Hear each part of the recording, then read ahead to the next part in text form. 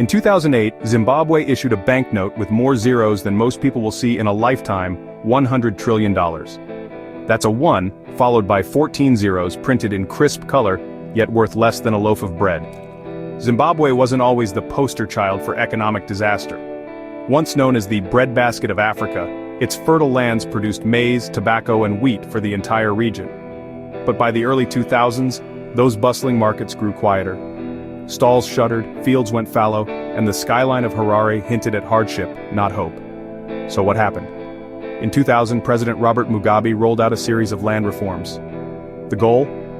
To right colonial wrongs by redistributing land from white commercial farmers to black Zimbabweans. But the process was chaotic and often violent, with experienced farmers pushed off their land overnight.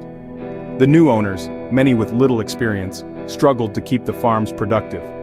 It didn't take long for the effects to ripple across the economy. Food production plummeted, jobs vanished, and Zimbabwe's currency began to wobble. At first, prices doubled, then tripled. Soon, people needed wheelbarrows of cash just to buy groceries.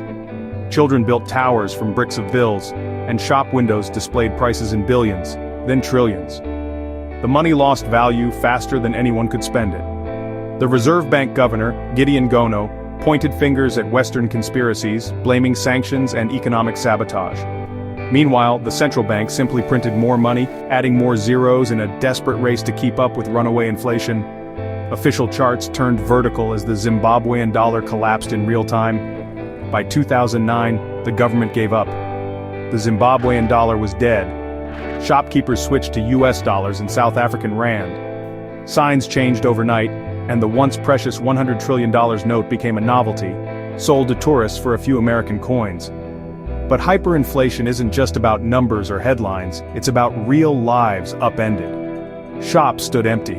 Banknotes, once symbols of hope, now littered the streets, blowing away in the wind.